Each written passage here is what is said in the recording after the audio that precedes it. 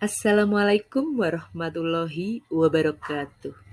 Perkenalkan, saya Musfiroh, calon guru penggerak Angkatan 7 SD Negeri 3 Plumbungan, Kecamatan Pagentan, Kabupaten Banjarnegara. Pada kesempatan kali ini saya akan memaparkan aksi nyata modul 1.4 tentang budaya positif.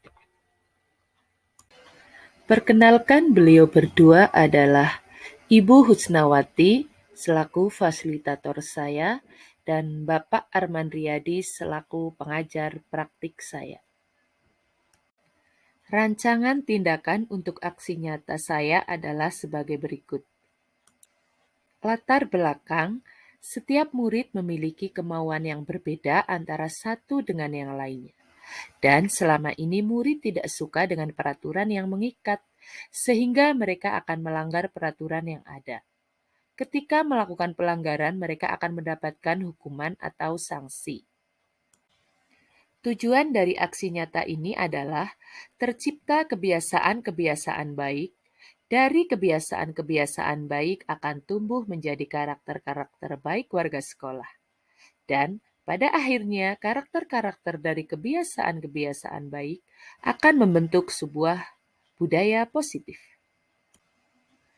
Tolak ukur dari kegiatan ini yaitu terbentuknya keyakinan kelas melalui kesepakatan kelas yang dibuat dan disepakati oleh guru dan murid. Murid mampu melaksanakan keyakinan kelas yang telah dibuatnya. Langkah tindakan yang akan dilakukan yaitu menemui kepala sekolah serta menjelaskan betapa pentingnya kegiatan disiplin positif. Meminta izin kepada kepala sekolah untuk mendiseminasikan kepada rekan guru yang ada di sekolah. Mengumpulkan rekan guru untuk melakukan diseminasi penyebaran pemahaman disiplin positif. Berkolaborasi dengan rekan guru untuk membuat keyakinan kelas. Yang terakhir yaitu memantau, merefleksi, serta mengevaluasi keyakinan kelas yang telah dibuat. Dukungan yang dibutuhkan dalam aksi nyata ini yaitu dukungan dari semua pihak terkait, seperti kepala sekolah, rekan guru, murid, serta orang tua, yang akan melancarkan dalam pembentukan keyakinan kelas. Berikut diseminasi kegiatan di sekolah tentang penyebaran pemahaman disiplin positif. Assalamualaikum warahmatullahi wabarakatuh. Waalaikumsalam warahmatullahi wabarakatuh. Alhamdulillahirabbil alamin wa bihi nasta'in wa ala umri dunya waddin wa ala alihi washabihi ajmain amma ba'du. Yang saya hormati Bapak Kepala Sekolah Dasar Negeri 3 Plumbungan serta Bapak Ibu guru yang saya hormati pula. Marilah kita panjatkan puji syukur kita kehadirat Allah Subhanahu wa taala yang telah memberikan kita kenikmatan, salah satunya nikmat sehat, nikmat sempat, sehingga pada siang hari ini kita dapat melangsungkan acara diseminasi penyebaran pemahaman disiplin positif tanpa ada halangan suatu apapun. Sholawat serta salam senantiasa kita haturkan kepada junjungan kita Nabi Agung Muhammad yang kita nantikan syafaatnya pada yaumul kiamah kelak. Bapak, Ibu hadirin yang saya hormati, pada kesempatan kali ini perkenankanlah saya sebagai pembawa acara menyampaikan susunan acara, yaitu acara yang pertama pembukaan, yang kedua penyampaian materi, yang ketiga diskusi, yang keempat tanggapan, dan yang terakhir adalah penutup. Untuk menyingkat waktu pada siang hari ini, marilah kita buka acara ini dengan bacaan basmalah bersama. Bismillahirrahmanirrahim. Dilanjutkan acara yang kedua, yaitu acara inti atau acara penyampaian materi yang akan disampaikan oleh beliau Ibu Musfiroh. Kepada Bu Musfiroh kami persilakan.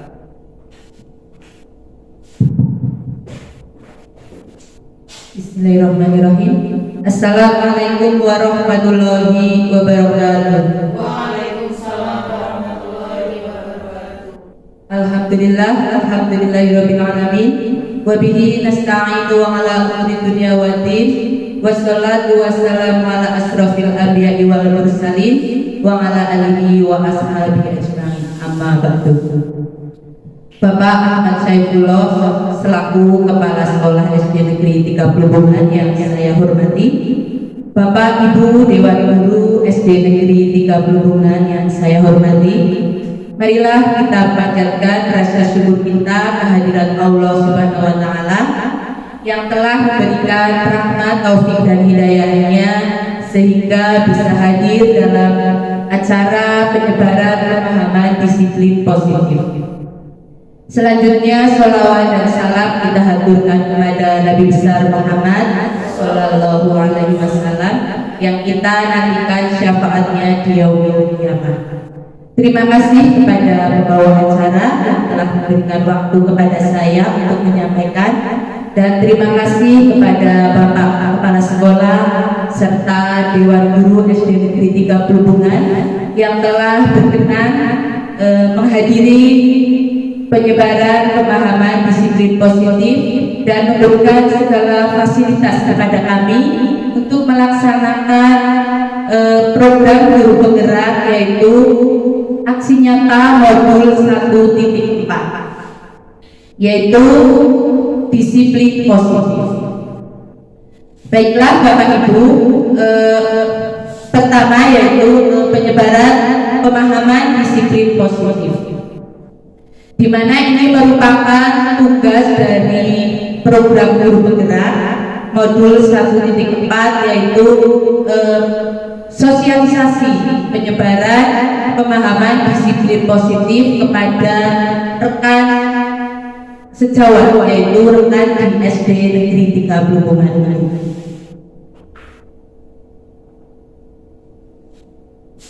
Pentingnya disiplin positif, yaitu mengapa penting, karena untuk membangun sebuah budaya positif dengan menerapkan konsep disiplin positif dalam berinteraksi kepada murid kita di SD Negeri 30 Bungan ini, untuk menciptakan murid dengan profil pelajar Pancasila. Di sini nanti kita akan belajar bersama, yaitu tentang pentingnya disiplin positif, kemudian tujuan disiplin positif, dan cara guru menanamkan disiplin positif kepada murid. Apakah disiplin positif itu diperlukan di sekolah? Kita sebagai pendidik itu ibarat sebagai petani, di mana petani itu bertugas menuntun tumbuhnya tanaman, kemudian membasmi hama-hama yang akan mengganggu tanaman tersebut, kemudian memperbaiki kondisi tanah, kemudian memupuk supaya tanaman itu menjadi subur. Begitu juga kita sebagai pendidik, kita tugasnya yaitu menuntun murid kita dari hal-hal yang kurang baik untuk murid-murid kita, menebarkan laku-laku positif yang ada pada murid kita dan menyamarkan laku-laku negatif yang ada pada murid kita. Sekolah itu ibarat tanah, sekolah itu ibarat tanah, di mana sekolah itu tempat tumbuhnya murid-murid kita, tempat tumbuhnya supaya murid-murid kita tumbuh dengan baik, terbebas dari gangguan, dan yang nantinya akan murid itu memperhambat pertumbuhan murid kita. Nah, tanggung jawab seorang guru adalah bagaimana menciptakan suatu lingkungan yang positif, yang terdiri dari warga sekolah yang saling mendukung, saling belajar, saling bekerja sama, sehingga jika kebiasaan-kebiasaan baik, dari kebiasaan-kebiasaan baik ini akan tumbuh menjadi karakter warga sekolah yang baik, yang akhirnya karakter-karakter ini akan membentuk sebuah kebiasaan, akan akan membentuk sebuah budaya positif di sekolah. Nah, menurut standar pendidikan, lingkungan yang positif itu sangat diperlukan agar pembelajaran yang terjadi adalah pembelajaran yang berpihak pada murid, sebagaimana tertuang dalam standar proses, yaitu pelaksanaan pembelajaran sebagaimana yang dimaksud diselenggarakan dalam suasana belajar yang interaktif, inspiratif, menyenangkan, menantang, memotivasi peserta didik untuk berpartisipasi aktif dan memberikan ruang yang cukup bagi prakarsa, kreativitas, kemandirian sesuai dengan bakat dan minat, dan perkembangan fisik serta psikologis peserta didik. Nah, kemudian tujuan disiplin positif. Sebelum ke tujuan disiplin positif, yaitu kita mengenal 3 perilaku manusia. 3 motivasi perilaku manusia ini menurut Diane Gosen, yaitu yang pertama, untuk menghindari ketidaknyamanan atau hukuman. Nah, motivasi ini merupakan motivasi tingkat yang paling rendah. Karena apa? Karena motivasi ini masih bersifat eksternal. Kemudian motivasi yang kedua yaitu untuk mendapatkan imbalan atau penghargaan dari orang lain. Nah, motivasi ini merupakan satu tingkat di atas dari motivasi yang pertama tadi. Ini juga masih merupakan motivasi eksternal. Kemudian yang ketiga yaitu untuk menjadi orang yang mereka inginkan dan menghargai diri sendiri dengan nilai-nilai yang mereka percaya. Motivasi ini merupakan mereka melakukan sesuatu karena nilai-nilai yang mereka hargai dan mereka yakini. Nah, ini merupakan sebuah motivasi yang internal, di mana ini merupakan tujuan dari disiplin positif, yaitu untuk menumbuhkan motivasi internal. Seperti tadi ya, tujuan disiplin positif itu guru menanamkan motivasi yang ketiga, yaitu untuk menjadi orang yang mereka inginkan dan menghargai diri sendiri dengan nilai-nilai yang mereka percaya. Kemudian memiliki motivasi intrinsik yang berdampak jangka panjang, dan motivasi ini tidak akan terpengaruh adanya hukuman ataupun hadiah. Mereka akan tetap berperilaku baik dan berlandaskan nilai-nilai kebajikan karena mereka ingin menjadi orang yang menjunjung tinggi nilai-nilai yang mereka hargai atau mencapai suatu tujuan mulia. Konsep dalam menanamkan disiplin positif kepada murid yaitu ada perubahan paradigma belajar, hukuman, penghargaan, dan konsekuensi. Kemudian yang ketiga, kebutuhan dasar manusia. Yang keempat, keyakinan kelas. Dan yang kelima yaitu posisi kontrol segitiga restitusi. Kemudian perubahan paradigma belajar.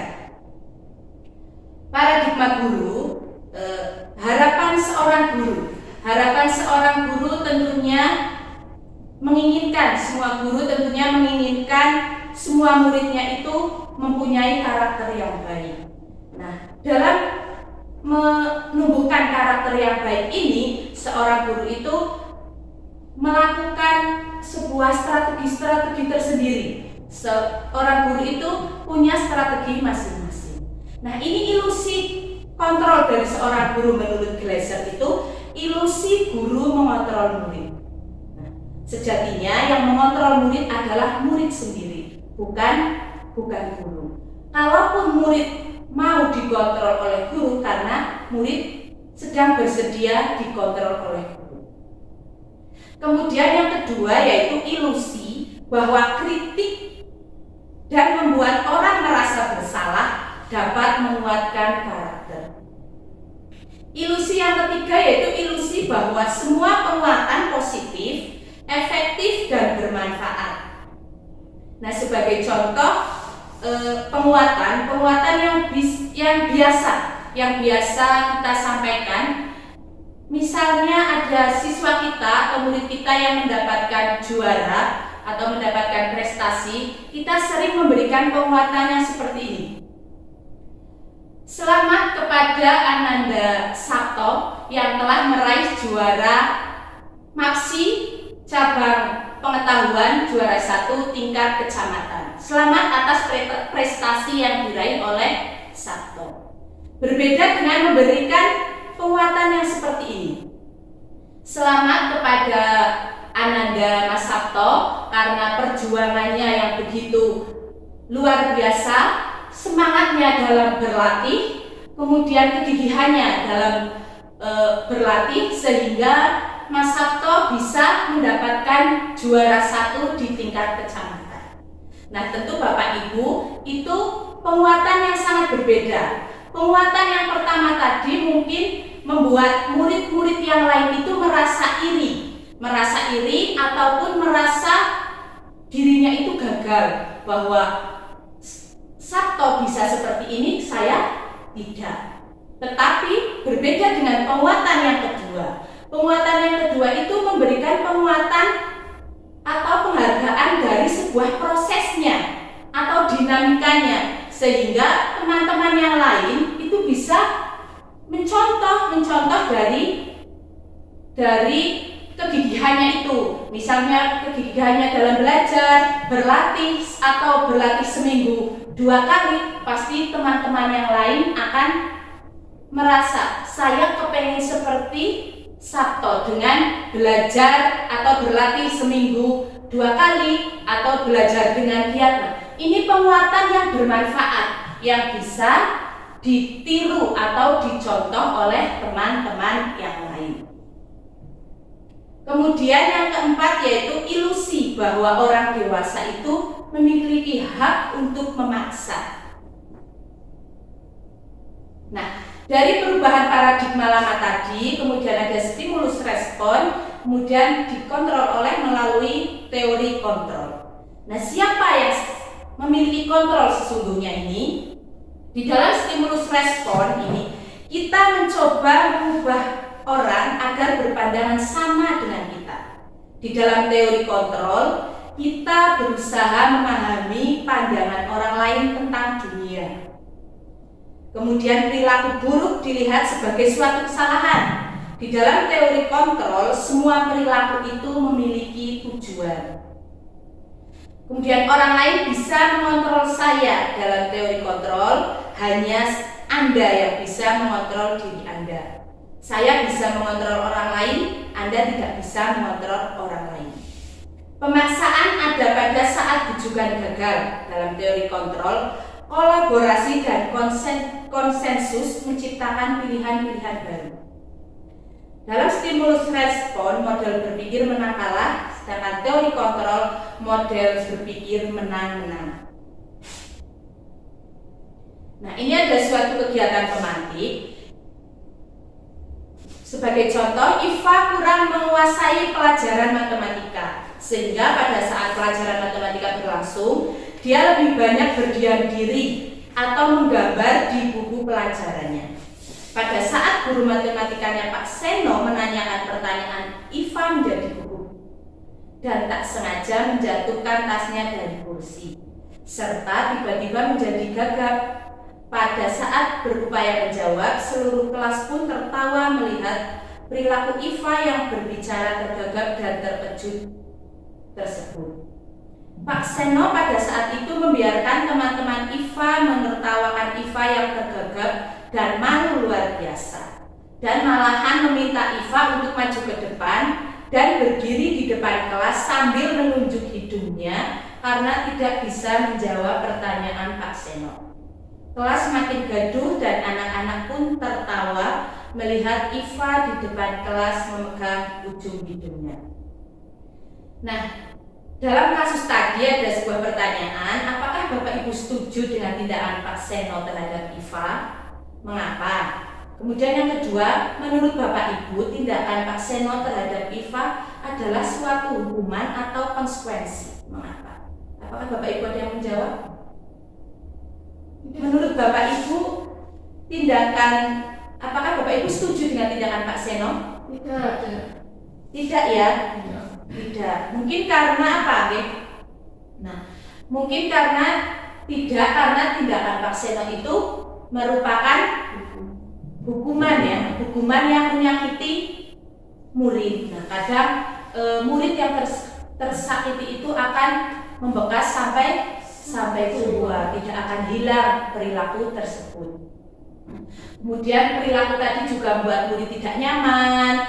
Kemudian ada suatu paksaan, kemudian juga timbul konsep buruk dalam diri murid tersebut karena dia cenderung menyalahkan diri sendiri, merasa bersalah, kemudian rendah diri dan berusaha mengasingkan diri.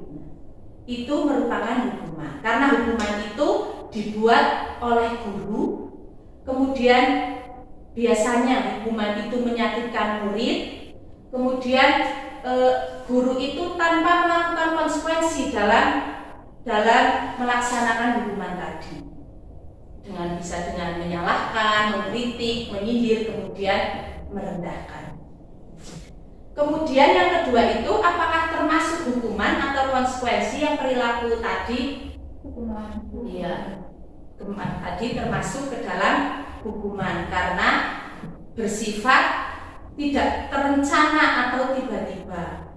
Anak atau murid tidak tahu kalau akan dihukum atau akan terjadi seperti itu, sehingga hukuman itu bersifat satu arah. Bersifat satu arah hanya dari pihak guru yang memberikan, dan murid itu hanya menerima suatu hukuman tanpa melalui suatu kesepakatan atau pengarahan dari pihak guru, baik sebelumnya ataupun sesudahnya. Hukuman itu bisa berupa fisik, bisa juga psikis murid yang akan menyakiti murid dan akan membuat murid itu merasa rendah diri, merasa gagal, dan merasa menjadi orang yang tidak berguna. Nah,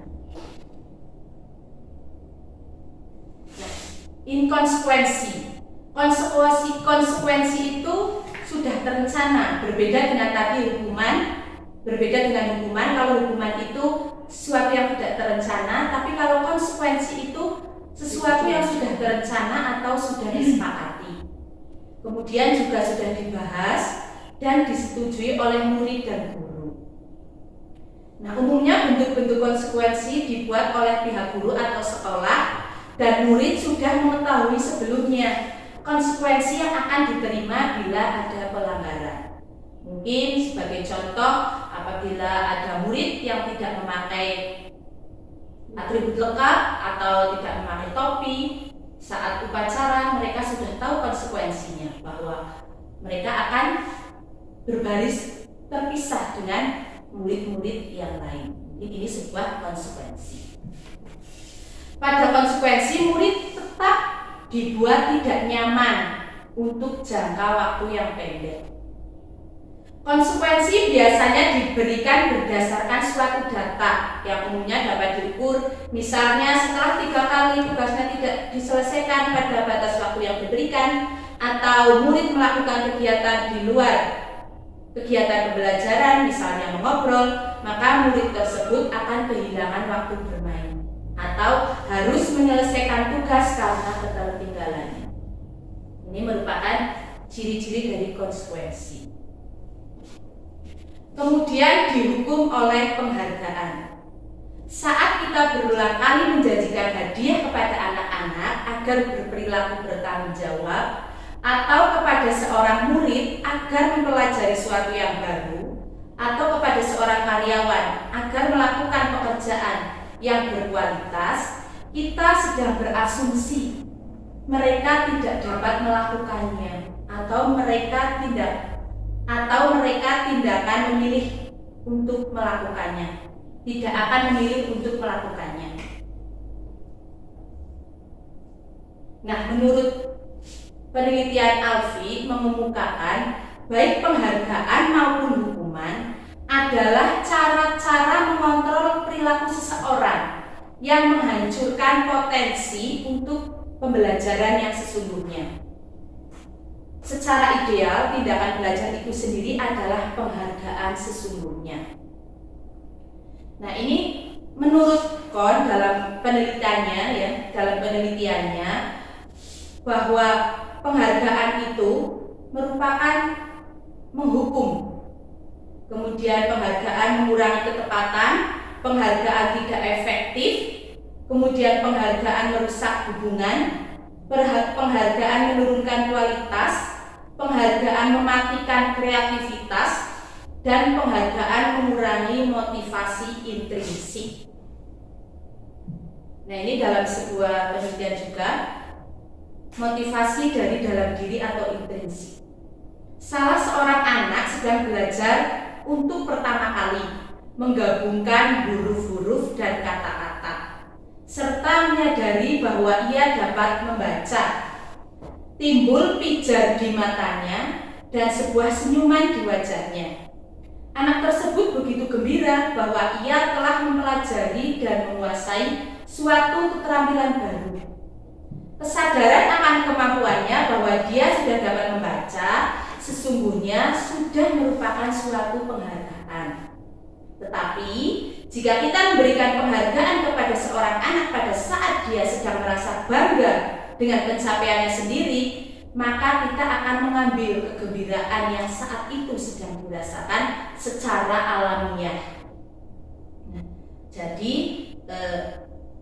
penghargaan sesungguhnya itu sebenarnya itu ada dalam diri anak itu sendiri, sehingga motivasi dalam diri atau intrinsik itu adalah sesuatu yang sangat kita harapkan, kita tanamkan kepada diri kita, karena penghargaan itu merupakan motivasi yang bersifat eksternal dan merupakan jangka pendek, sedangkan motivasi intrinsik itu akan atau merupakan sebuah jangka panjang, motivasi jangka panjang atau perilaku jangka panjang kepada murid kita. Ada 5 kebutuhan dasar manusia. Yang pertama yaitu kebutuhan untuk bertahan hidup. Yang kedua, kebutuhan kasih sayang dan rasa diterima. Yang ketiga, kebutuhan kebebasan.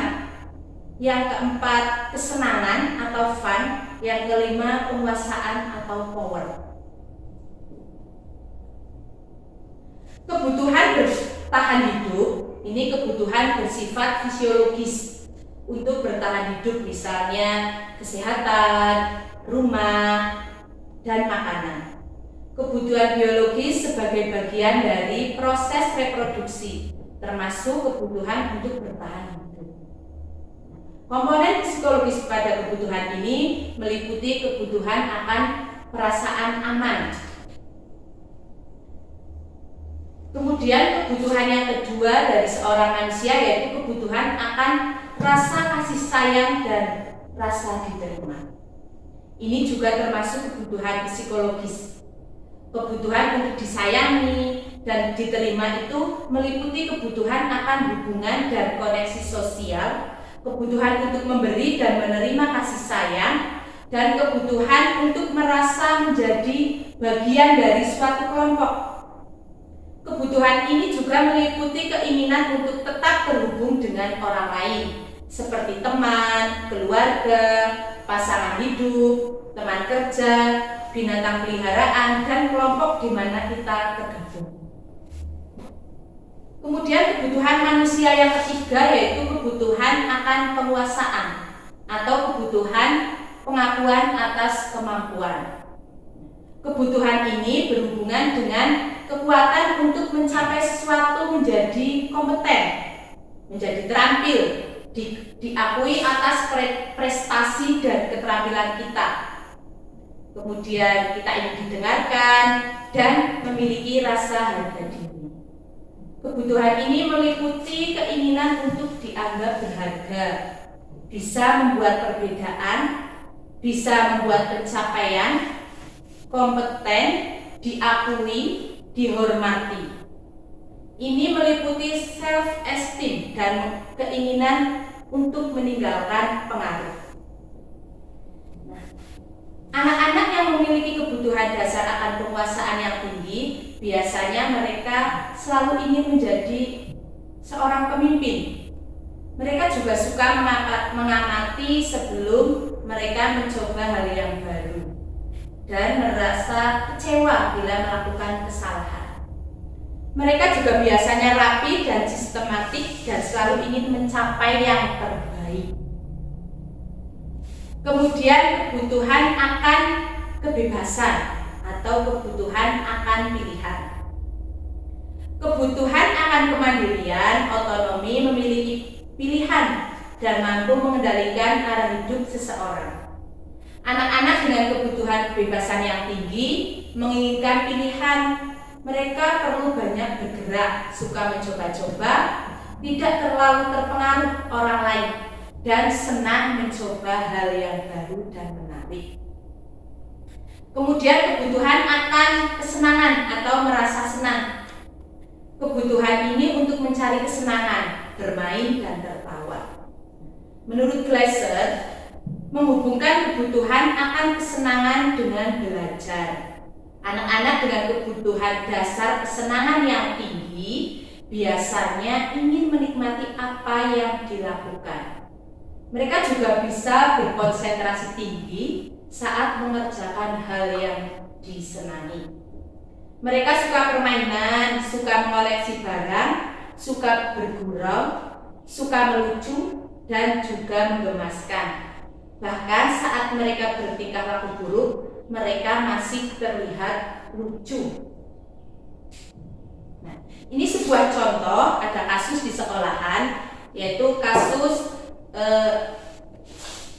muridnya Ibu Ambar. Ibu Ambar itu seorang wali kelas di SD Pelita, sedang bingung menghadapi ulah salah satu murid di kelasnya, Doni namanya. Beberapa anak di kelas 2 telah datang padanya dan mengeluhkan Doni seringkali meminta bekal makan siang mereka dengan paksa. Jika Anda menghadapi situasi seperti Ibu Ambar, apa yang Anda lakukan? Dan menurut Anda kira-kira alasan Doni melakukan hal tersebut itu apa?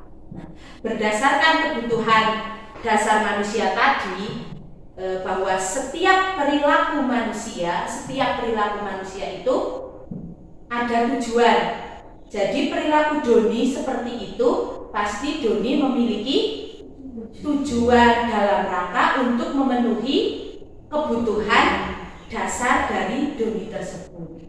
Nah, dari kasus tadi mungkin kita akan mengetahui sebenarnya Doni itu sedang memenuhi kebutuhan dasar yang mana. Nah, jika Doni menjawab tingkahnya tadi suka merebut bekal teman dengan paksa itu karena Doni merasa lapar, berarti Doni sedang memenuhi kebutuhannya, yaitu kebutuhan untuk bertahan hidup karena Doni merasa lapar, kebutuhan akan makanan.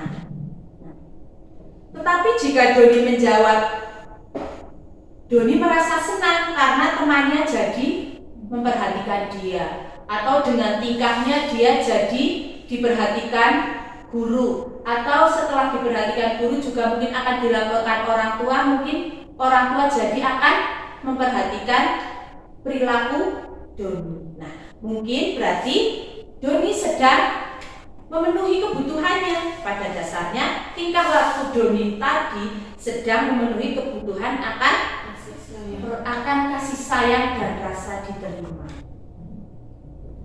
Kemudian juga jika tadi Doni menjawabnya merasa teman-temannya jadi takut karena menuruti keinginannya, atau Doni merasa hebat karena teman-temannya jadi takut dan menuruti keinginannya. Nah, berarti Doni sedang memenuhi kebutuhan dasarnya, yaitu kebutuhan akan kekuasaan. Nah, kemudian apabila jawaban Doni itu iseng saja dan ingin menikmati ekspresi wajah teman-temannya yang kesal karena diperlakukan seperti itu mungkin menurut Doni itu lucu. Nah, sehingga Doni berarti sedang memenuhi kebutuhan akan kesenangan. Kemudian jika jawaban Doni itu jika dia bosan karena bekal makanan yang dibawa ibunya itu saja, tidak ganti menu atau bosan dengan bekal yang dibawanya. Ini berarti Doni sedang memenuhi kebutuhan dasarnya, yaitu kebutuhan akan kebebasan. Berdasarkan teori tadi, kebutuhan dasar tadi, bahwa seluruh tindakan manusia itu memiliki tujuan tertentu. Dan semua yang kita lakukan adalah sebagai usaha terbaik kita untuk mendapatkan apa yang kita inginkan.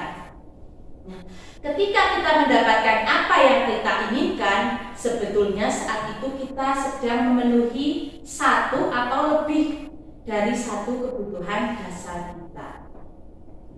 Ketika seorang murid melakukan suatu perbuatan yang bertentangan dengan nilai-nilai kebajikan atau melanggar peraturan, nah hal itu sebenarnya mereka gagal memenuhi kebutuhan dasar mereka.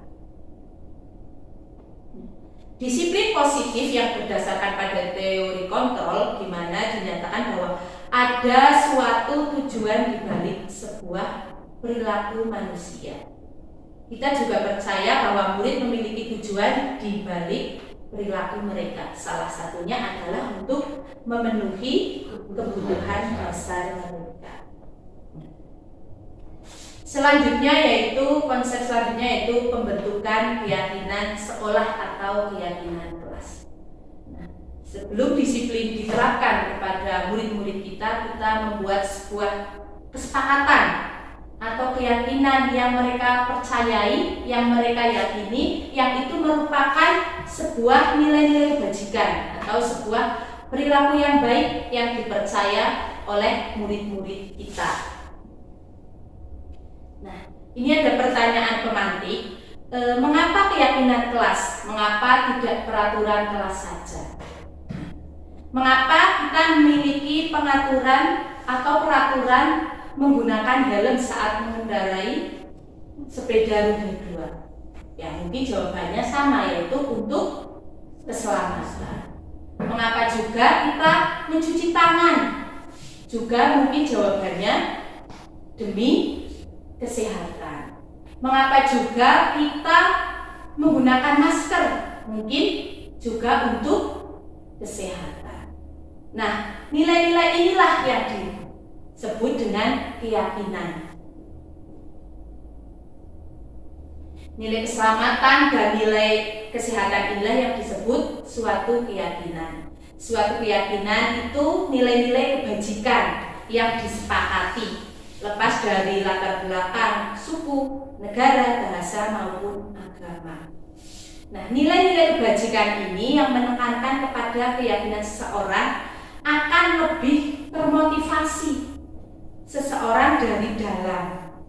Sehingga dengan nilai keyakinan ini tumbuh motivasi intrinsik di dalam murid-murid kita. Sehingga murid-murid kita karena sudah mempunyai keyakinan tentang suatu nilai-nilai kebajikan, itu akan bersemangat atau dengan sadar melakukan suatu keyakinan tersebut tanpa adanya peraturan tertulis maupun tanpa tertulis. Pembentukan keyakinan kelas. Nah, keyakinan kelas ini bersifat lebih abstrak daripada peraturan, lebih rinci dan konkret. Keyakinan kelas bisa berupa pernyataan-pernyataan universal. Kemudian pernyataan keyakinan kelas senantiasa dibuat dalam bentuk positif. Dan keyakinan kelas hendaknya tidak terlalu banyak sehingga mudah diingat dan dipahami oleh semua warga kelas. Keyakinan kelas biasanya itu diterapkan di lingkungan sekolah tersebut. Semua warga kelas itu berkontribusi dalam pembuatan keyakinan kelas melalui curah pendapat.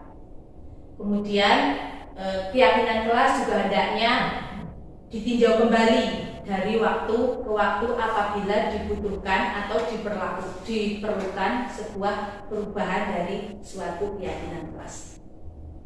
Nah, ini tahapan membuat keyakinan kelas bersama murid. Yang pertama itu curah pendapat tentang masalah yang dihadapi murid. Kita memberikan tempat atau memberikan waktu kepada murid untuk mencurahkan permasalahan yang dihadapi murid. Kemudian setelah murid-murid mencurahkan pendapat tentang masalah yang dihadapinya, kemudian curah pendapat tentang kelas impian atau kelas yang diharapkan oleh murid-murid kita itu kelas yang seperti apa.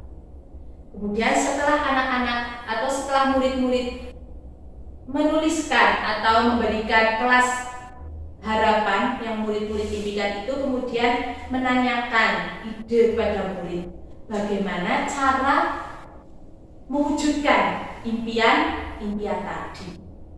Setelah itu ambil kesimpulan, kemudian diskusi dengan murid, kemudian perjelas kesepakatan kelas dari hal-hal yang mewujudkan, yang ingin murid-murid wujudkan tadi menjadi sebuah kesepakatan kelas.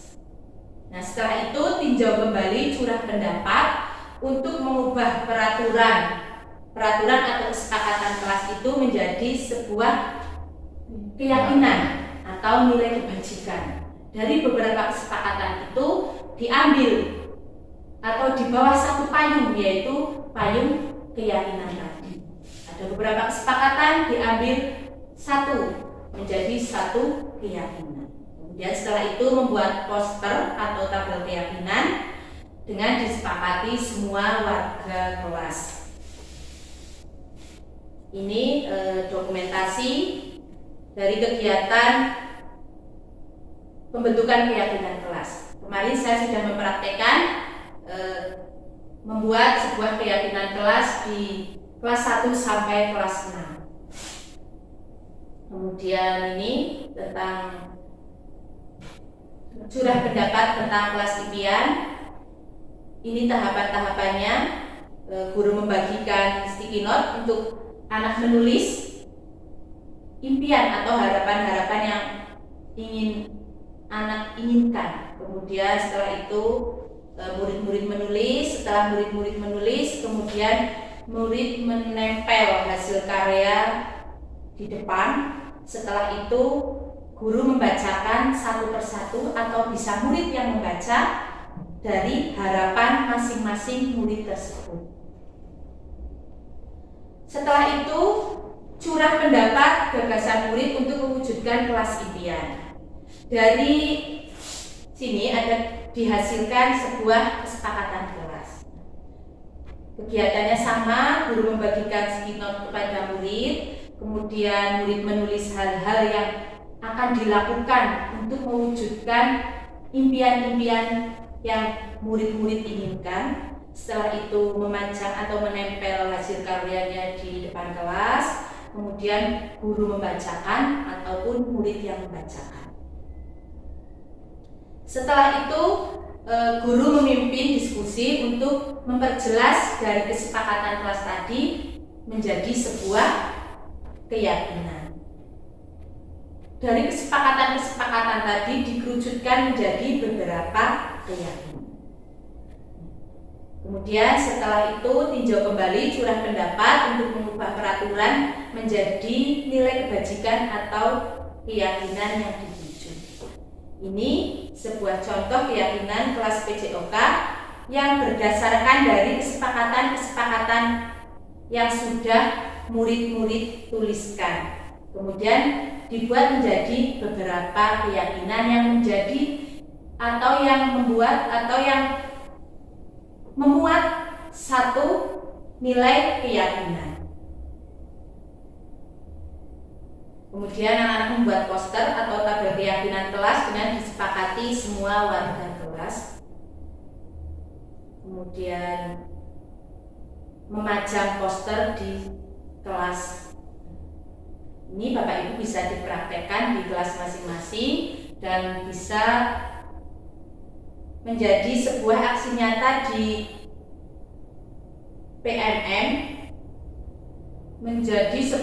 nyata di PMM, topik disiplin positif. Di situ ada aksi nyatanya membuat sebuah keyakinan kelas dan mempraktikkan segitiga restitusi. Nah, segitiga restitusi ini nanti akan kami sampaikan. Ini video saya saat membuat sebuah keyakinan kelas.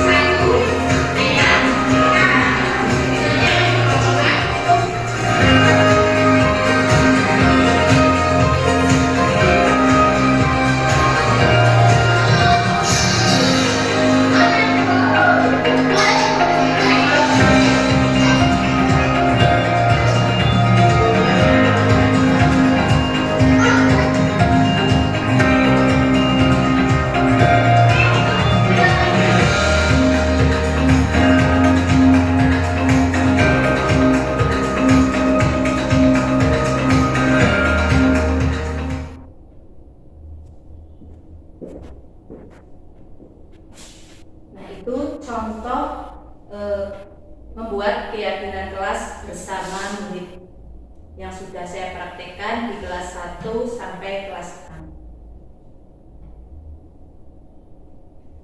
Selanjutnya yaitu 5 posisi kontrol seorang guru. Ada 5 posisi kontrol seorang guru, yaitu yang pertama itu sebagai penghukum, kemudian sebagai seorang pembuat rasa bersalah, kemudian guru sebagai teman, dan yang keempat guru sebagai pemantau, dan yang kelima yaitu guru sebagai manajer. Nah, di sini yang identifikasi gagal yaitu seorang guru sebagai penghukum dan membuat rasa bersalah. Dan identifikasi sukses yaitu seorang guru menjadi teman, pemantau, dan manajer. Tetapi yang menjadi sukses sepanjang hayat yaitu sebagai seorang manajer.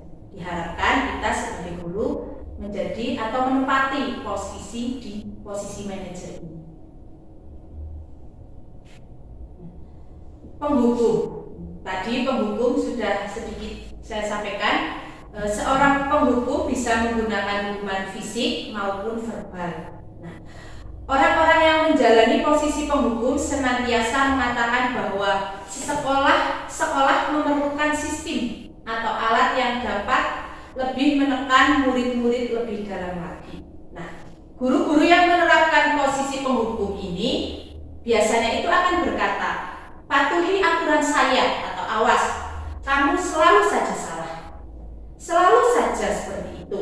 Selalu pasti kamu selalu yang terakhir selesai. Nah, guru di posisi ini itu percaya bahwa hanya ada satu cara, yaitu cara yang guru tersebut lakukan yang bisa membuat suatu berhasil. Kemudian posisi yang kedua yaitu pembuat rasa bersalah. Pada posisi ini biasanya guru akan bersuara lembut. Membuat rasa bersalah akan menggunakan keheningan yang membuat orang lain merasa tidak nyaman, bersalah, ataupun rendah diri. Kata-kata yang keluar itu biasanya dengan lemah lembut. Nah, biasanya itu menggunakan kata-kata seperti ini. Ibu sangat kecewa sekali dengan kamu. Berapa kali Bapak harus memberitahu kamu ya? Gimana coba kalau orang tua kamu tahu kamu berbuat seperti ini? Nah, posisi ini membuat murid itu merasa buruk atau memiliki penilaian yang buruk tentang diri murid tersebut. Sehingga murid ini akan merasa kecewa atau merasa tidak berharga karena mengecewakan orang-orang di sekelilingnya atau orang-orang yang disayangi. Kemudian posisi teman. Guru pada posisi ini tidak akan menyakiti murid, namun akan berupaya mengontrol murid melalui persuasi. Posisi teman pada guru bisa negatif ataupun positif. Positif di sini berupa hubungan yang baik yang terjalin antara guru dan murid.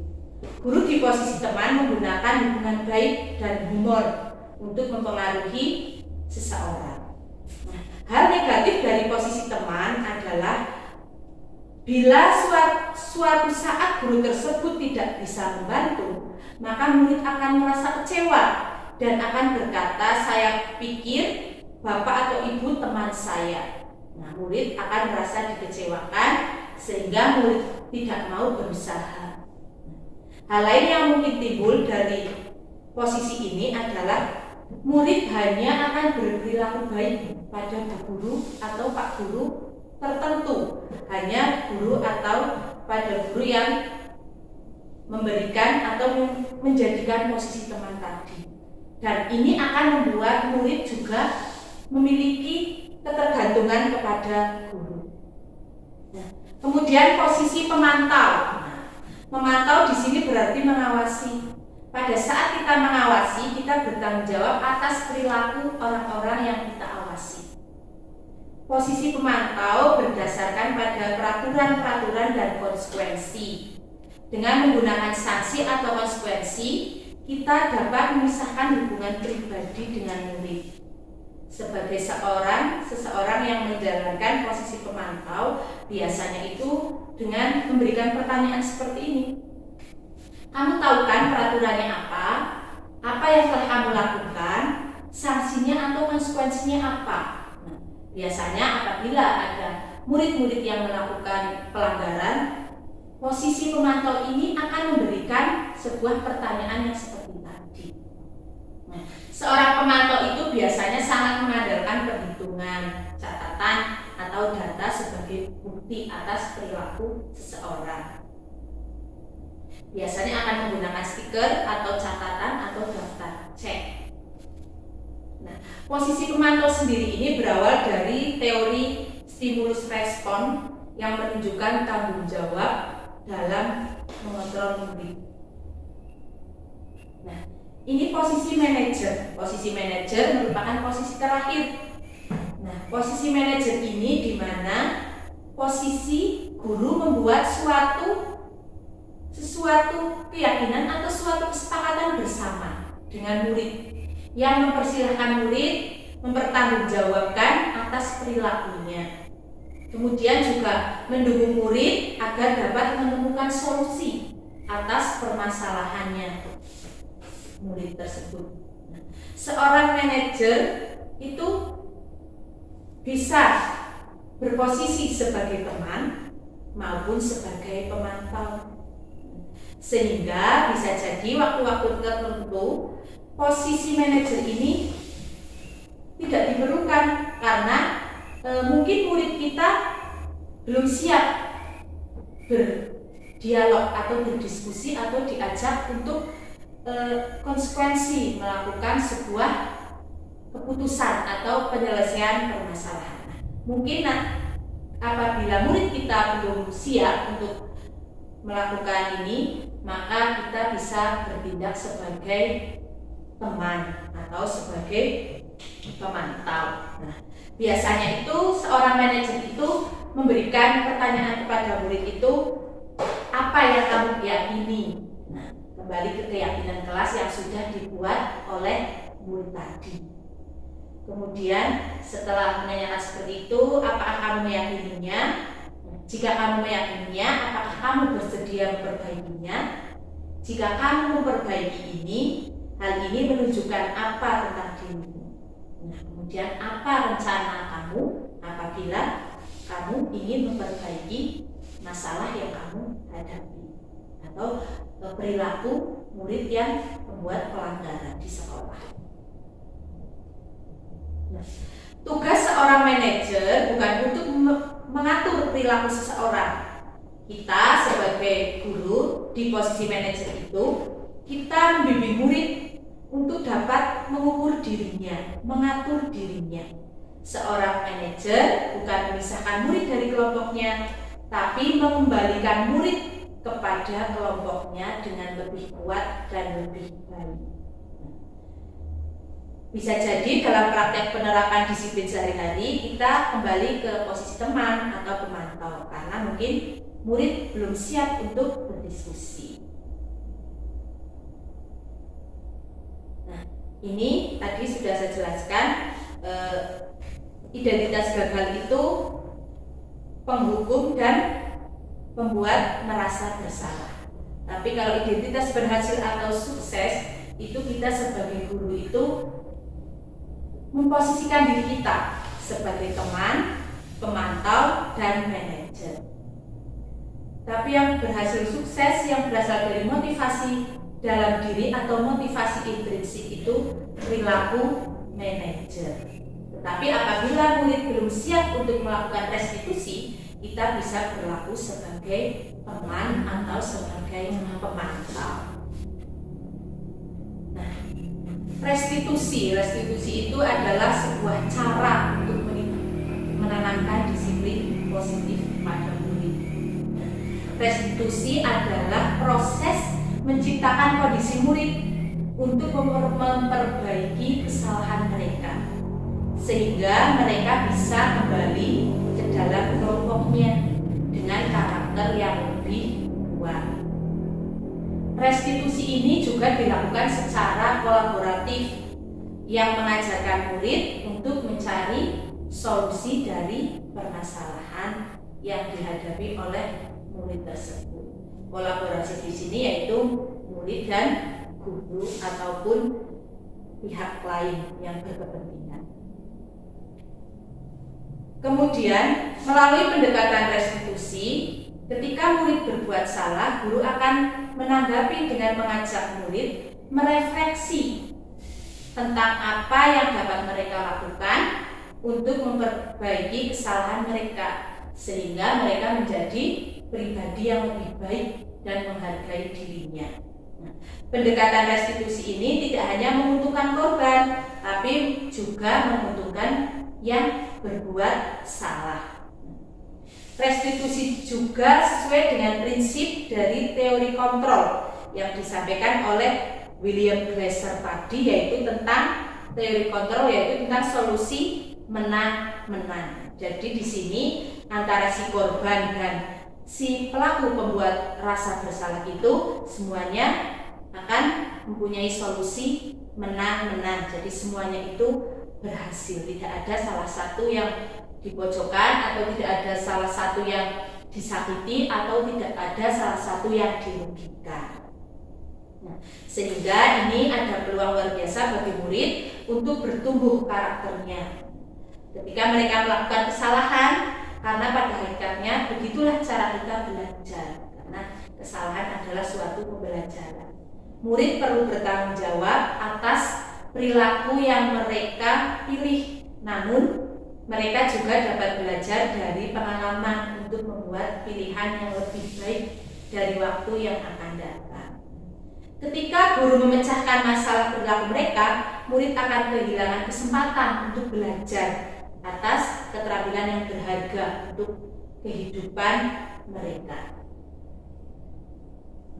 Restitusi ini membantu murid untuk menjadi lebih memiliki tujuan disiplin positif dan memulihkan dirinya setelah berbuat salah.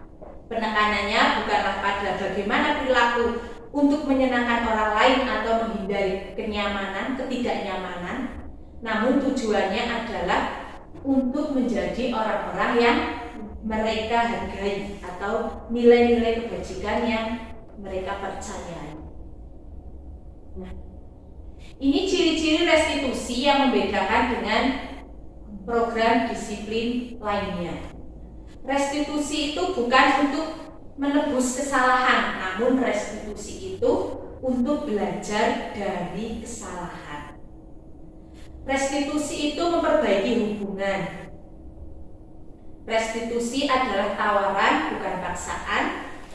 Restitusi menuntut untuk melihat ke dalam diri, dan restitusi mencari kebutuhan dasar yang mendasari tindakan tersebut. Restitusi fokus pada karakter, bukan tindakan, dan restitusi itu fokus pada solusi. Restitusi mengembalikan murid yang berbuat salah pada kelompoknya. Sehingga apabila murid melakukan pelanggaran, itu tidak merusak hubungan menjadi hubungannya tidak baik. Nah, apabila kita melakukan suatu hubungan, mungkin timbul kepada diri murid itu rasa dendam, ada pendendam itu nanti yang akan berdampak pada jangka panjang. Kita juga restitusi ini memberikan tawaran kepada murid untuk memperbaiki masalah. Jadi murid sendiri yang akan memberikan solusi dari masalah yang murid kita hadapi. Kita sebagai guru hanya sebagai fasilitator, hanya memandu murid untuk menyelesaikan masalah murid yang murid hadapi. Nah, ini ada suatu segitiga restitusi. Ini adalah suatu segitiga restitusi itu adalah suatu penyelesaian masalah yang dihadapi murid apabila di sekolah kita ada suatu pelanggaran yang murid lakukan. Ya, pada dasarnya murid melakukan suatu tindakan itu ada tujuan tertentu dan dalam rangka memenuhi kebutuhan dasar murid tersebut. Ini segitiga restitusi itu adalah sebuah praktik penyelesaian masalah yang dihadapi murid, yang dilakukan murid, praktik pelanggaran. Nah, ini ada 3 tahapan. 3 tahapan ini yaitu tahapan menstabilkan identitas, kemudian validasi kebutuhan, kemudian menanyakan keyakinan. Nah, dalam stabilkan identitas ini, seorang guru bisa menanyakan kepada murid bahwa setiap orang itu pasti mempunyai sebuah kesalahan. Tidak hanya murid yang melakukan kesalahan, jadi semua manusia itu melakukan kesalahan. Kesalahan itu suatu hal yang wajar. Kamu bukan satu-satunya orang yang pernah melakukan ini. Ini tahapan dari menstabilkan murid. Nah, kemudian bisa juga dengan guru tidak tertarik dengan mencari siapa yang salah, tapi guru lebih tertarik untuk menyelesaikan sebuah masalah. Ini kata-kata atau kalimat-kalimat yang bisa kita utarakan untuk murid kita apabila murid kita melakukan suatu masalah atau melakukan suatu pelanggaran di sekolah. Ini bertujuan menstabilkan identitas, ini bertujuan membuat murid merasa tidak gagal, atau merasa murid itu menjadi sebuah kesalahan itu suatu yang wajar dan tidak menyalahkan diri sendiri. Dan murid itu bisa berpikir logis, karena kalau murid sedang merasa emosi atau merasa tertekan, sejatinya murid tidak bisa berpikir logis, sehingga ini merupakan menstabilkan identitas, ini merupakan kondisi membuat murid kita itu bisa tenang, bisa berpikir secara logis. Nah, setelah itu kita melakukan validasi kebutuhan. Validasi kebutuhan ini membantu siswa mengenali sebenarnya itu kebutuhan apa yang sedang ingin murid tersebut penuhi, sehingga murid itu melakukan kesalahan seperti itu. Nah, pada dasarnya setiap tindakan itu seperti tadi ada tujuannya. Jadi kita memberitahu kepada murid kita, kamu bisa saja melakukan hal yang lebih buruk dari ini, tapi kamu tidak melakukannya. Ini adalah kata-kata yang bisa diberikan oleh guru ya. Kamu pasti punya alasan mengapa kamu melakukan hal ini. Nah, kemudian apa yang penting bagi kamu? Kemudian apa kamu boleh tetap berusaha menjaga sikap itu, tapi tambahkan sikap yang lain yang baru. Nah, ini yang terakhir yaitu menanyakan keyakinan. Setelah anak melihat kesalahannya, kemudian dihubungkan dengan norma sosial dan nilai-nilai yang mendasari perilaku manusia berinteraksi dengan orang lain. Setelah itu kita tanyakan keyakinan apa yang kamu percaya di sekolah kita. Nah, apakah tindakan kamu itu sesuai dengan keyakinan kita atau keyakinan yang pernah kita buat? Mungkin anak akan menjawab tidak, gitu ya. Itu kata-kata yang bisa kita berikan. Setelah itu, apabila kamu percaya dengan keyakinan itu, apakah kamu akan melakukannya? Kemudian setelah apakah kamu melakukannya, hal apa yang ingin kamu lakukan agar kamu sesuai dengan keyakinan tadi atau kesepakatan tadi. Nah, ini sebuah contoh segitiga restitusi yang saya terapkan kepada murid kita bernama Diva yang membuat pelanggaran sekolah, yaitu membuang sampah sembarangan atau tidak di tempat sampah. Ini sebuah praktek segitiga restitusi.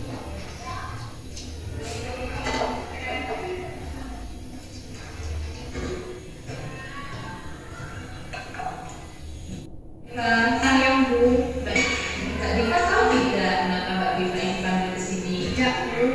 Nah, tadi tidak kata orang waktu istirahat Mbak Diva Kenapa tidak puasa? Lupa, males Bu. Itu memang kalau lupa atau males itu hal yang manusiawi, hal semua orang bisa melakukan seperti itu. Juga ada seperti itu. Ya Bu. Tadi Mbak Diva males membuang sampah di tong sampah. Pasti Mbak Diva punya alasan kan kenapa Mbak Diva males? Ya Bu, karena saya lapar sekali. Jadi ingin cepat-cepat menghabiskan jajanan saya. Oh begitu ya. Ya wajar kalau Mbak Diva lapar, pasti Mbak Diva ingin segera makan sampai kenyang. Seperti tadi tidak membagi berbulan apa kan? Ya Bu. Nah, kira-kira Mbak Diva tindakan tadi yang membuang sampah di tempat sampah kira-kira sesuai dengan keyakinan Mbak Diva atau prinsip Mbak Diva tidak? Tidak Bu. Nah, berarti prinsip atau keyakinan Mbak Diva itu yang seperti apa yang Mbak Diva inginkan? Yang menginginkan sekolah saya bersih Bu. Mungkin tadi saya lupa tidak melakukan itu karena tadi saya sangat lapar. Kira-kira kamu bersedia tidak memperbaiki masalah ini? Bersedia Bu. Kalau kamu bersedia, kira-kira kamu ingin menjadi orang seperti apa? Saya ingin menjadi orang yang bertanggung jawab dan mengambil sampah itu lalu membuangnya ke tempat sampah. Kalau begitu, kira-kira perasaanmu bagaimana kalau kamu menjadi orang yang seperti itu? Yang jadi bangga Bu. Ya, Bu. Ku tersayang, ku tercinta, tanpamu apa jadinya?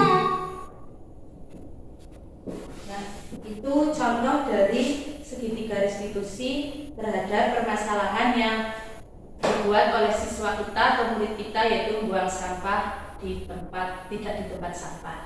Kemudian banyak sekali pelanggaran-pelanggaran yang mungkin murid kita lakukan dalam pelaksanaan atau dalam kebiasaan kita setiap hari Senin atau dalam pelaksanaan upacara. Mungkin ada murid kita yang tidak melakukan atau tidak memakai atribut lengkap. Kita bisa mempraktikkan segitiga restitusi ini kepada murid kita. Nah, ini akan membuat murid itu merasa nyaman, merasa menghargai dirinya sendiri, dan ini merupakan sebuah motivasi intrinsik yang berdampak jangka panjang kepada murid kita. Nah, itu mungkin yang bisa saya sampaikan. Semoga bermanfaat untuk kita semua, dan semoga sekolah ini bisa menerapkan sebuah disiplin positif yang berdampak pada murid kita, yang nantinya akan membuat murid-murid kita menjadi murid-murid yang selamat, menjadi murid-murid yang berkarakter, yang mempunyai profil pelajar Pancasila. Demikian yang saya sampaikan, kurang lebihnya mohon maaf. Saya akhiri. Assalamualaikum warahmatullahi wabarakatuh. Waalaikumsalam warahmatullahi wabarakatuh.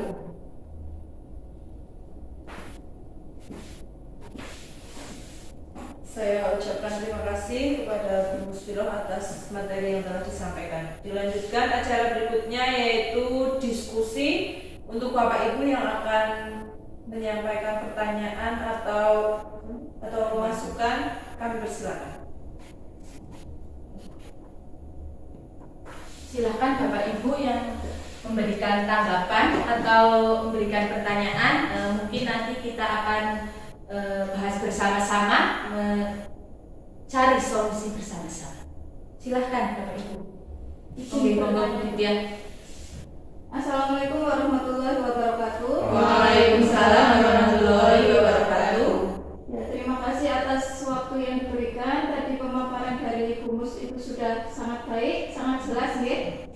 Akan tetapi di sini saya memiliki sebuah pertanyaan, gitu. Bukan pertanyaan tapi apa ya? Mungkin pertanyaan dari saya sendiri, nggih. Saya menemui yang seperti ini, misalkan selain dari tadi segitiga restitusi itu yang bisa diterapkan untuk menanamkan disiplin positif, tadi kan disebutkan juga ada hukuman dan konsekuensi. Ya. Kalau hukuman itu kan sudah tentu itu tidak baik untuk diterapkan. Tapi kalau misalnya konsekuensi itu bagaimana? Kalau konsekuensi itu kan merupakan peraturan yang dibuat bersama dengan siswa. Ya, sebelumnya kita sudah memiliki kesepakatan, misalnya anak-anak kalau kalian itu tidak mengerjakan PR maka akan kita diskusi dulu apa hukuman yang akan kalian konsekuensi apa yang akan kalian terima. Dan misalnya siswa menjawab, Bu Guru dikasih PR lagi 2 kali lipat atau dikasih soal 2 kali lipat. Nah, apakah konsekuensi itu baik untuk diterapkan karena itu juga merupakan hasil dari pemikiran atau dari siswa itu sendiri, pemikiran dari siswa itu sendiri. Apakah konsekuensi itu baik untuk diterapkan dan apakah konsekuensi itu sudah dapat menumbuhkan motivasi intrinsik pada diri siswa? Mungkin itu yang saya tanyakan. Terima kasih. Terima kasih Bu Ditya atas pertanyaannya. Tadi Bu Ditya menyampaikan bahwa hukuman sama konsekuensi itu tentu hukuman itu tidak baik untuk murid. Betul begitu, kalau hukuman itu memang akan menyakiti murid dan akan berdampak buruk kepada murid. Kemudian yang kedua itu konsekuensi. Nah, konsekuensi itu biasanya itu dilakukan kesepakatan kepada murid. Tetapi biasanya itu ciri dari konsekuensi itu kesepakatan itu dilakukan bersama atau disepakati bersama murid, tetapi berdasarkan gagasan dari guru. Berbeda dengan restitusi tadi atau segitiga restitusi tadi. Mungkin murid akan menyampaikan atau solusi dari masalah tersebut. Tetapi konsekuensi itu biasanya itu peraturan yang sudah dibuat sekolah atau sudah dibuat oleh guru, kemudian disampaikan kepada murid, kemudian murid itu menyetujui atau menyepakati berdasarkan peraturan tadi. Itu merupakan konsekuensi. Nah, konsekuensi ini baik atau tidak ya? Konsekuensi ini kan tadi misalnya konsekuensinya apabila tidak mengerjakan PR maka akan diberi soal 2 kali lipat. Nah, ini merupakan sebuah hukuman karena melakukan ini merupakan tidak mengembalikan kepada kelompoknya, sehingga anak akan kehilangan waktu belajarnya. Anak akan kehilangan waktu belajarnya karena mengejar atau mengerjakan hukuman tadi. Nah, ini bukan merupakan sebuah motivasi intrinsik karena ini masih bersifat jangka pendek. Nah, kalau motivasi intrinsik itu bersifat jangka panjang, sehingga konsekuensi memang kurang tepat ya Bapak Ibu ya, memang kurang tepat karena tadi bersifat jangka pendek. Kemudian tadi juga biasanya konsekuensi itu tadi ada hukuman. Kemudian juga berbeda dengan restitusi. Kalau restitusi itu kita merefleksi mungkin kenapa. Kalau konsekuensi kan kita tidak memberikan atau tidak memberikan kesempatan murid untuk memberikan alasan kenapa kamu melakukan pelanggaran seperti ini. Kan tidak langsung begitu murid melakukan kesalahan kita langsung menerapkan hukuman tadi. Konsekuensinya apa kalau tidak melakukan? Tapi berbeda dengan restitusi. Apabila murid melakukan pelanggaran, kita tanyakan mengapa kamu melakukan hal seperti ini. Setelah itu yuk kita cari solusi bersama biar kamu tidak melakukan hal seperti ini lagi. Nah, ini merupakan cara untuk mengembalikan murid kepada kelompoknya, bukan malah mengasingkan murid di luar kelompoknya. Ini akan membuat murid merasa kehilangan waktu belajarnya karena dia mengejar itu. Nah, mungkin itu Bu Ditya jawaban dari saya. Mungkin Bapak Ibu ada yang mau menambahi, boleh? Cukup? Atau Bapak Ibu yang lain ada yang ingin bertanya atau menambahi? Monggo. Oke, berarti intinya segitiga restitusi memang kita terapkan itu sangat baik karena kita berefleksi kepada murid murid mempunyai masalah apa, mengapa melakukan hal seperti itu. Kemudian setelah itu kita membimbing murid supaya murid menemukan solusi atau dari masalah tersebut berdasarkan pemikiran murid sendiri. Nah, kita hanya menuntun dan kita hanya sebagai fasilitator membimbing murid supaya membuat solusi dari permasalahan murid itu menjadi yang terbaik. Mungkin ada lagi? Cukup Bapak Ibu? Cukup.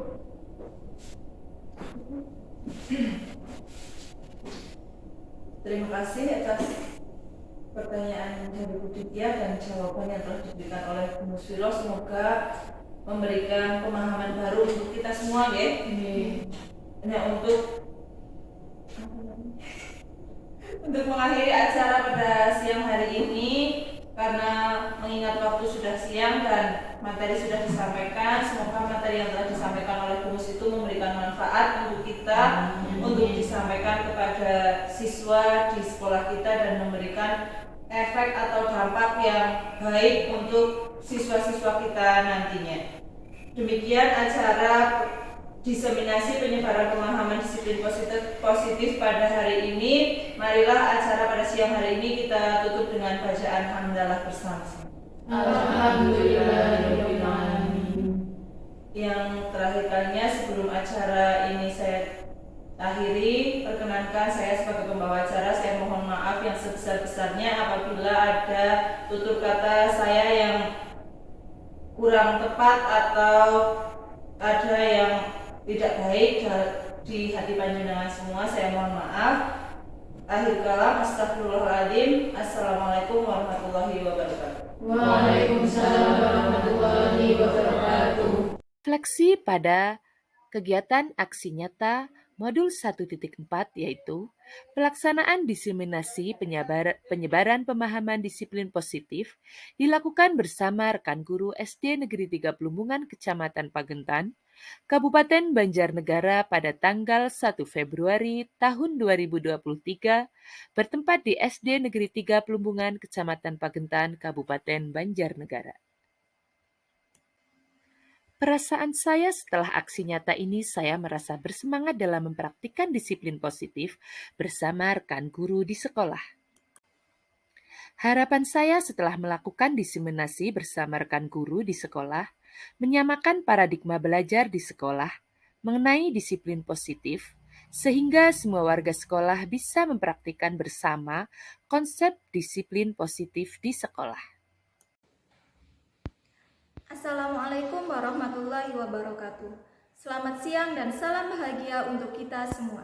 Perkenalkan, nama saya Ditya Apriliarini, guru di SD Negeri 3 Plumbungan.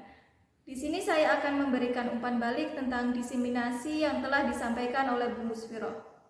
Beliau menyampaikan diseminasi tentang disiplin positif dengan sangat baik. Di sini kami belajar banyak hal, diantaranya apa itu disiplin positif, mengapa hukuman dan konsekuensi itu tidak baik dilakukan, bagaimana cara membuat keyakinan kelas, serta bagaimana cara menerapkan segitiga restitusi dalam menyikapi anak-anak yang bermasalah. Banyak hal yang dapat kami pelajari dari diseminasi yang disampaikan oleh Bu Musfiro. Saya harap kegiatan-kegiatan seperti ini sering dilakukan karena akan memperluas wawasan Bapak Ibu guru serta menambah pengalaman bagi Bapak dan Ibu guru lainnya.